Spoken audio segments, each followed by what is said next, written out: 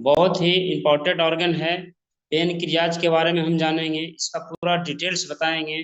जो बहुत ही knowledgeful person है, तो हम उनको जोरदार क्लैपिंग के साथ उनको स्वागत करना चाहते हैं, मिस्टर प्रवीण जी को।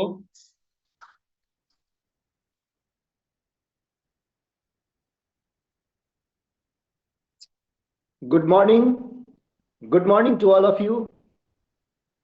कैसे हैं सब लोग? बहुत बढ़िया।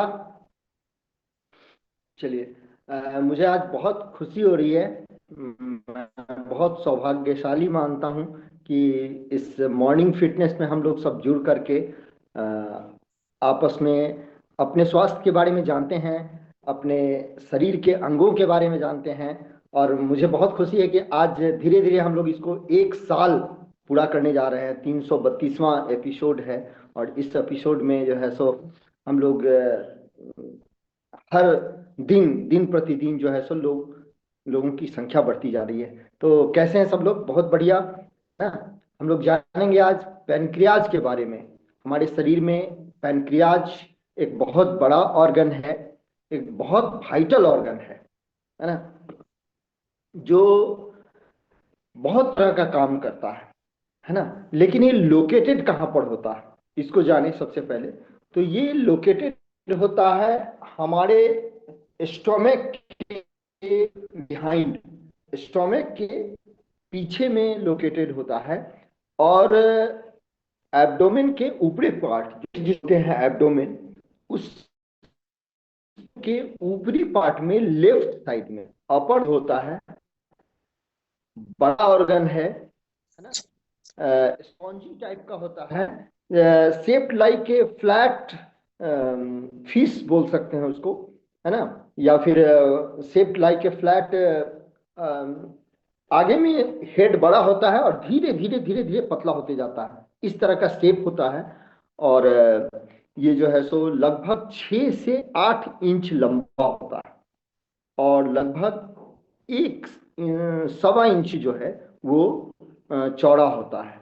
6 से 8 इंच लंबा और सवा इंच के आसपास लगभग चौड़ा होता है। बहुत ही वाइटल ऑर्गन है, जो लीवर से जस्ट, जैसे लीवर लीवर के साइड में है ना, पीछे स्टोमक के पीछे लीवर के साइड में, लेफ्ट साइड में। और वो जो है एक, जहां से हमारा स्मॉल इंटेस्टाइन शुरू होता है उसको डियोडेनम उस जगह को बोलते हैं। उस डियोडेनम में ये लीवर डक्ट से, यानी बाइल डक्ट से जुड़ा होता है ना। बाइल डक्ट जहां पर आकर के खुलता है उसी मुहाने पर ये पेनक्रियाज जुड़ा होता है। तो डियोडेनम जो यू शेप्ड बना, उसी यू शेप्ड में इसका हेड होता है। उसके बाद नेक होता है, उसके बाद बॉडी होता है, उसका टेल होता है। इस तरह से फ्लैट वो पड़ा रहता है। ये एक ऐसा ग्लैंड है शरीर का जो एक्सोक्राइन ग्लैंड भी के रूप में भी काम करता है और इंडोक्राइन ग्लैंड के रूप में भी काम करता है ना। ये डाइजेस्टिव सिस्टम में सपोर्ट करता है। एक्सोक्राइन ग्लैंड के रूप में डाइजेस्टिव सिस्टम, हम जो भोजन करते हैं, हम भोजन खाते हैं जिस रूप में, है ना, कैसे खाते हैं, रोटी चावल दाल ये सब, उसको जो है उसको कंपोनेंट्स में तोड़ करके, अलग अलग कंपोनेंट्स में तोड़ करके हमारे शरीर के सेल के फ्यूल के रूप में ये बनाने में जिन चीजों की जरूरत होती है, उन चीजों का स्राव इससे होता है ना। कहने का मतलब कि जैसे भोजन बना, हम लोग भोजन खाए, मुंह के अंदर गया, और उसके बाद जो है सो वो पचने की क्रिया होती है। डाइजेस्टिव सिस्टम में पाचन क्रिया होती है। उस पचने की क्रिया में जो हम भोजन लिए, उसमें हमने क्या लिया, जैसे हम जनरल भाषा में चावल दाल वगैरह वगैरह, नॉनवेज, सब्जी ये सब लिए। उन चीजों में जो न्यूट्रिएंट्स है, प्रोटीन है, कार्बोहाइड्रेट है, फैट्स है, फाइबर है, विटामिन्स है, मिनरल्स है, उनको कंपोनेंट्स में टूटता है पूरे डाइजेशन में। और वो कंपोनेंट्स में टूटने के बाद जो है सो वो उसका फ्यूल के रूप में वो एकदम से बन करके और हमारे सेल्स में जाता है एज ए फ्यूल, जो कि वहां सेल में उसका एनर्जी प्रोडक्शन होता है, यानी रेस्पिरेशन में काम आता है। तो सबसे महत्वपूर्ण काम है टू प्रोड्यूस डाइजेस्टिव एंजाइम्स। वो जो डाइजेस्टिव एंजाइम्स जो है, जो बनता है, जो इसको तोड़ता है अलग अलग कंपोनेंट में, वो कौन सा तोड़ता है? Digestive enzyme. और वो डाइजेस्टिव एंजाइम का प्रोड्यूस ये पैनक्रियाज करता है। बहुत बड़ा काम है। 95% उसका पैनक्रियाज का जो स्ट्रक्चर है उसमें यही काम होता है। 5% जो उसका भी बहुत इंपॉर्टेंट काम है, वो इंडोक्राइन ग्लैंड के रूप में होता है। पैनक्रियाज के अंदर एक विशेष तरह का सेल होता है, सेल का गुच्छा कहें, है ना, एक विशेष तरह का सेल का गुच्छा होता है जो हार्मोन्स सेक्रेशन करता है। हार्मोन्स, हम एग्जांपल लेते हैं इंसुलिन, है ना। इंसुलिन लगभग सब लोग जानते हैं हम लोग। उसका प्रोडक्शन कहाँ होता है? इंसुलिन का प्रोडक्शन जो है उसी पैनक्रियाज के अंदर होता है। उसी पैनक्रियाज के अंदर आइलेट ऑफ लंगरहैंस, उस गुच्छा जो है, विशेष तरह का जो सेल गुच्छा है, उसको बोलते हैं आइलेट ऑफ लंगरहैंस, है ना। उसी के अंदर वो होता है इंसुलिन का। एक और हार्मोन है ग्लूकागोन। ग्लूकागोन हार्मोन भी वही बनता है। ये दोनों करता क्या है? ये दोनों करता है कि हमारे बॉडी के जो ब्लड शुगर लेवल है उसको ये मेंटेन करता है, उसको वो रेगुलेट करता है ना। अब ये दो बहुत इंपॉर्टेंट काम हम बताएं, इस दोनों को हम फिर से रिपीट करते हैं अलग अलग रूप में। एक्सोक्राइन के जो फंक्शन है पैनक्रियाज का, वो क्या है? डाइजेशन में हेल्प करता है। डाइजेशन में हेल्प कैसे करता है? वेराइटी ऑफ एंजाइम्स ये प्रोड्यूस करता है। जैसे एग्जांपल हम ले रहे हैं एमाइलेज। के लिए हमारा कंपोनेंट में टूटा और उसमें जो कार्बोहाइड्रेट है, उस कार्बोहाइड्रेट के पाचन के लिए जरूरी है एमाइलेज, है ना। लाइपेज जो है वो फैट्स के पाचन के लिए आवश्यक है ना। और वो लाइपेज भी बनता है इसी पैनक्रियाज में। प्रोटियाज है ना, वो भी एक तरह का एंजाइम है जो प्रोटीन के पाचन के लिए आवश्यक है ना। ये सब जो है सो breakdown of food in small intestine में जाकर के ये ब्रेकडाउन होता है। और उसी स्मॉल इंटेस्टाइन जहां से शुरू हो रहा है उसी जगह पर पैनक्रियाज है। वो जो बाइल डक्ट से, लीवर से जो बाइल आ रहा है उसी के साथ मिलकर के ये सब काम, ये एंजाइम जो है सो डिओडेनम में रिलीज हुआ और फूड को डाइजेस्ट किया। कहाँ? स्मॉल इंटेस्टाइन में। ऐसा डाइजेस्ट किया कि स्मॉल इंटेस्टाइन में जाकर के वो फिर जो है सो ब्लड में हमारा फूड कंपोनेंट्स जाकर के मिल गई। एक और चीज प्रोड्यूस करता है, बहुत इंपॉर्टेंट है, वो है कार्बोनेट्स करता है। बाइकार्बोनेट्स क्या करता है भाई? बाइकार्बोनेट्स करता है कि हमारे स्टोमिक एसिड को न्यूट्रलाइज करता है डिओडेनम में, और उसके बाद जो है सो डाइजेशन में काम आता है। अब आप कहेंगे कि स्टोमिक एसिड को न्यूट्रलाइज करने की क्या जरूरत है?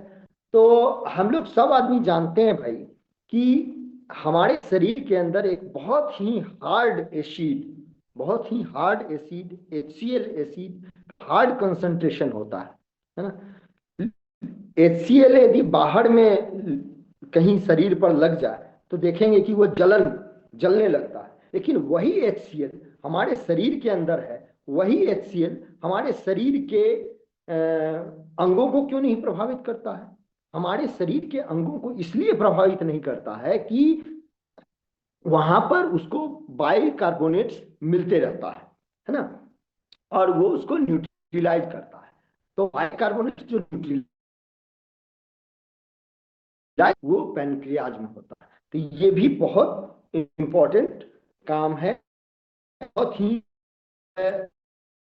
यदि तो हमारे प्रभावित करेगा, है ना। अच्छा, अब इंडोक्राइन फंक्शन क्या है भाई? तो इंडोक्राइन फंक्शन में हमने नाम लिया कि आइलेट ऑफ लंगरहैंस होता है, आइलेट ऑफ लैंगरहैंस पेनक्रियाज का पार्ट है, वहां पर बनता है क्या, तो वहां पर बनता है इंसुलिन, वहां पर बनता है ग्लूकागोन। करता क्या है, ब्लड शुगर को रेगुलेट करता है। जब हमारे शरीर में ब्लड ग्लूकोज की मात्रा बढ़ जाए और शरीर को उस मात्रा की आवश्यकता नहीं हो, तो वैसी स्थिति में ग्लूकोज को सेल के द्वारा एब्जॉर्ब करके, ब्लड से सेल के द्वारा एब्जॉर्ब करके शुगर के लेवल को ये कम करने में सहायता करता है। ग्लूकागोन क्या करता है, उसका ठीक रिवर्स है। ग्लूकागोन इंसुलिन का ठीक रिवर्स है, उल्टा है। ये हमारे शरीर में ब्लड शुगर लेवल को बढ़ा देता है ना। कब बढ़ा देता है, जब जरूरत हो, है ना। शरीर को जब जरूरत हो तब ब्लड शुगर लेवल को ये थोड़ा सा बढ़ा देता है ग्लूकागोन, और इंसुलिन उसको कम कर देता है। इस तरह से जब जरूरत हो तो ब्लड शुगर लेवल को कम किया इंसुलिन, जब जरूरत हो तो ब्लड शुगर लेवल को बढ़ा दिया ग्लूकागोन, दोनों काम करता है। तो मिल करके ये बहुत ही क्रूशियल रोल निभाता है हमारे शरीर में ब्लड शुगर को मेंटेन करने में, ब्लड शुगर लेवल को हमारे शरीर में रेगुलेट करने, है ना। इसके अलावा पेनक्रियाज एक और चीज, एक और हार्मोन है, उसका नाम है सोमैटोस्टैटिन। सोमैटोस्टैटिन ये क्या करता है, ये कंट्रोल करता है हमारे इंसुलिन और ग्लूकागोन, ये दोनों के रिलीज होने को इनहिबिट करता। मतलब कब इंसुलिन बहुत ज्यादा ना निकल जाए, इसको भी इनहिबिट करता है, या फिर ग्लूकागोन बहुत ज्यादा ना निकल जाए। जितनी मात्रा हो, जिस समय हमारे शरीर के हिसाब से जिस हार्मोन्स की यानी इंसुलिन या ग्लूकागोन की जितनी आवश्यकता हो उतना ही रिलीज हो, ये कंट्रोल करता है सोमैटोस्टैटिन, और वो भी बनता है हमारे पेनक्रियाज में, है ना। तो पेनक्रियाज बहुत बड़ा रोल निभाया। समरी के रूप में इसको कह सकते हैं कि आप पेनक्रियाज जो है बहुत इसेंशियल है किसके लिए, प्रॉपर डाइजेशन ऑफ फूड के लिए, है ना।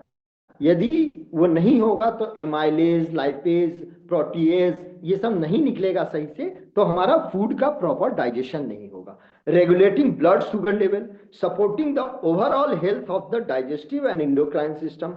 और ये जो पेनक्रियाज का जो निकला हार्मोन्स, जो उसके अंदर से निकला, उसके अंदर से जो इंजाइम्स निकला, ये हमारे एपेटाइट को कंट्रोल करता है। अब सोचिए, जब हम भोजन किए, वो ढंग से ब्रेकडाउन हुआ, वो ढंग से आगे पचा और वो चला गया, तो फिर हमारे शरीर के अंदर जो है सो उसकी जरूरत पुनः है।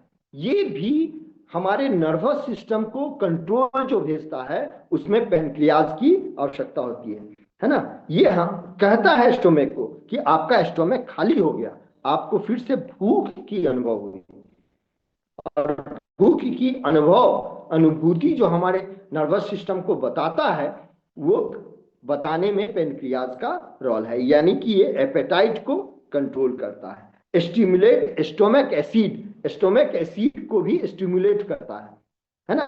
जब हमारा पेट इम्प्टी होगा तो स्टोमक एसिड जो है सो रिलीज होगा, और हमारे ब्रेन को जो है वो जाएगा सेंसेशन कि हाँ अब आपको भूख लग गया। तो इस तरीके से पेनक्रियाज